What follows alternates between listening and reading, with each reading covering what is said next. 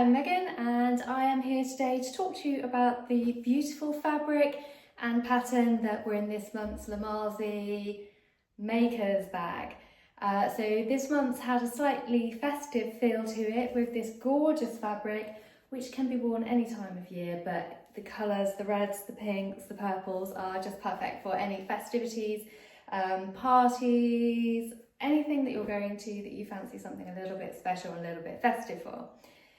So the fabric inside your kit this month is a viscose, 100% viscose.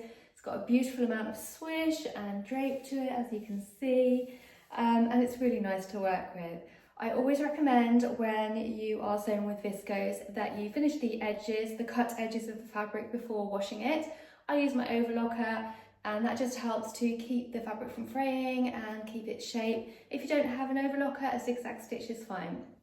I washed my fabric on a 30-degree wash and with a low spin cycle, took it straight out of the machine and then laid it flat on an airer to dry. It dried quite quickly because it's nice thin viscose. Once it was dried, I ironed it on the reverse to protect the dark colours on the front with a nice steamy iron to get it nice and flat, ready for cutting it out. I always cut out my viscose with a rotary cutter and weights.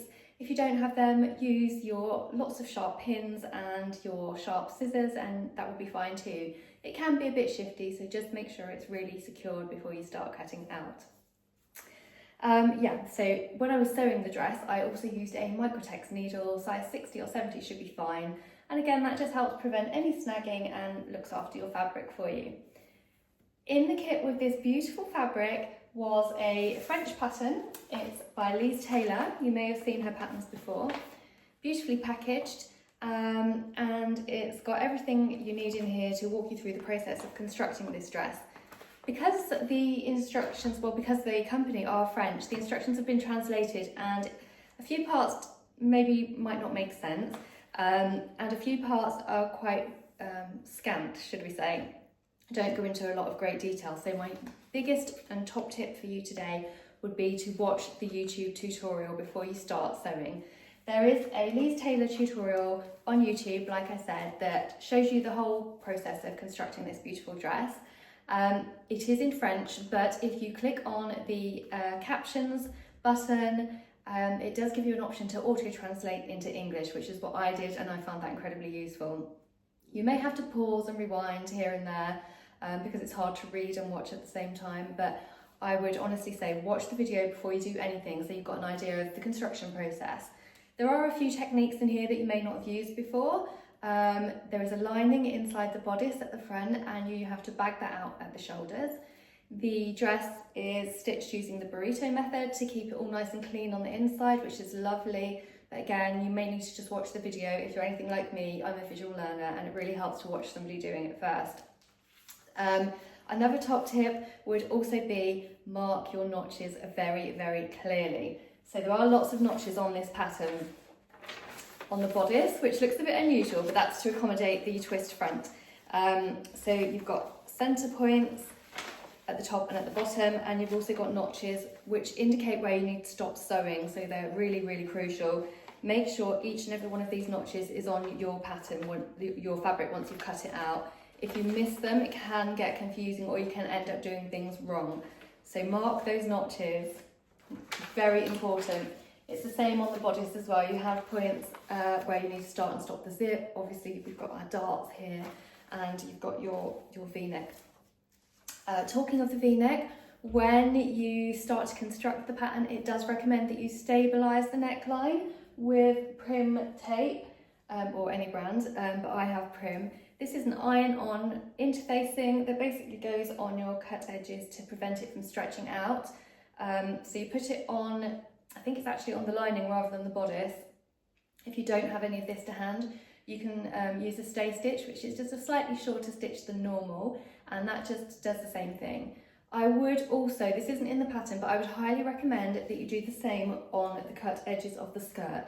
The skirt is effectively cut on the bias and will drop. The edges will drop, meaning it's not equal. This helps to prevent that. I use it often.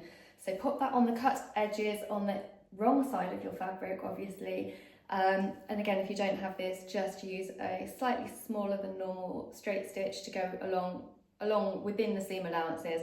So if you're using this, you just put this along the cut edge. If you're using a stay stitch, then I would say maybe like 1/4 inch along the edge, maybe slightly more, half a centimetre. Yeah, so that would be a really beneficial thing as well. Also, what I did is I drew in my seam allowance on my V. I'll pop up a little picture to show you. That just helps you to know where to stop sewing, pivot, and then start sewing at the other side. It's a 1 centimetre seam allowance, and I do find with V-necks sometimes you get to the point and it's easy to go slightly too far. So if you draw a line and then mark your seam allowance, it helps you to keep that nice crisp shape. I did raise my V-neck by about 2 centimetres. That's because of my shape and because of the size that I chose. In terms of sizing, the pattern shows you centimetres and inches, European sizes. I came up, I wasn't any one size actually, I came up between a couple of sizes, so I ummed and ahed for a little while. What I would highly recommend is that you choose your size based on the finished garment measurements, because there is a little bit of ease in the dress. Not massive, it's nice, quite close fitting, but not tight. So I was able to, in the end, I was between a 34 and a 36/38. I was able to go for a straight 36 in the end, and the fit turned out really good, I think. So yeah, check the finished garment measurements and compare them to your body measurements. If you are dramatically different in sizes, then you will need to grade. For me, if I'd have gone, because I went for a 36, even though my bust was a 34, it would have been gapey around here. So I just slightly raised the V-neck and drew a nice curve to bring it in at the side so it's not gaping on me. But it will completely depend on your unique body measurements and your curves and contours. We're all so different. So yeah, check those finished garment measurements before you start cutting out. Have a look online, have a look on Instagram, how it looks on other people, and get an idea of the fit.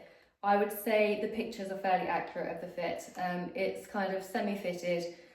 It is quite short. I am 5'5". You can't quite tell, but mine is just above the knee, which is perfect for me. If you do like your dresses to be a little bit longer, then obviously add some length in there.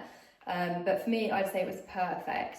But yeah, it depends what your preference is again. When it comes to attaching the front bodice to the front skirt, it is a little bit fiddly. And again, this is where the notches come in. I will keep mentioning notches, but this is where it comes important. The video will show you this section. But basically you're sewing from the outside to the inside centre and then stopping, and then you're starting from the other outside and then to the inside centre and stopping. And that allows you to form this beautiful twist front. If you get that wrong, this doesn't work. I did get it wrong the first time I did it, and I couldn't work out what I'd done, but I just hadn't quite stitched it properly. So make sure you're paying attention.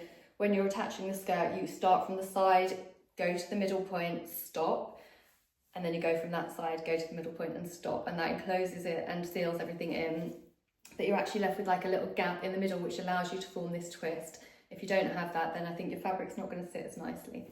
So yeah, that's all clear in the video. I found it really helpful to sort of stop and pause and rewind and go over that bit a few times so I could see exactly where I needed to stitch. So you do need to be quite precise with some sections of the sewing here. You've got this invisible zip. I found that went in quite easily, following the markings of where to stop and start. You do use the burrito method to make sure you've got that nice clean finish on the inside with your lining, and you use, they call it bagging out. It's kind of between bagging out and burrito on the shoulder method too. On the shoulders, if you get to that section on the video, she tells you when you're folding in to leave about a centimetre gap between the edge of the shoulder seam and your lining. When I did that, I found it was too much and I ended up with a little bit of fabric poking out along here. You want it to sort of be seamless really. So I had to unpick that, go back in, and I left about half a centimetre. I found a centimetre was too much. So it might be worth basting that when you come to that section, basting at half a centimetre and see if that gives you that smooth line. If not, maybe a centimetre will work for you. As I said, viscose does shift a little bit, so it may be that mine moved a bit when I was cutting out, but definitely a centimetre was too much and didn't give me that nice seamless shape between the back and the shoulder. So when you come to that section, just maybe play around with it a little bit and see what works for you, your sizing and your dress. So yeah, really they're my top tips for this dress.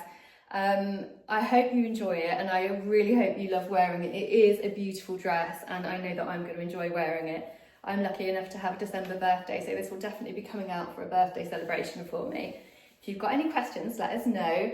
And if you need any extra help or support, I'm happy to help you, so reach out.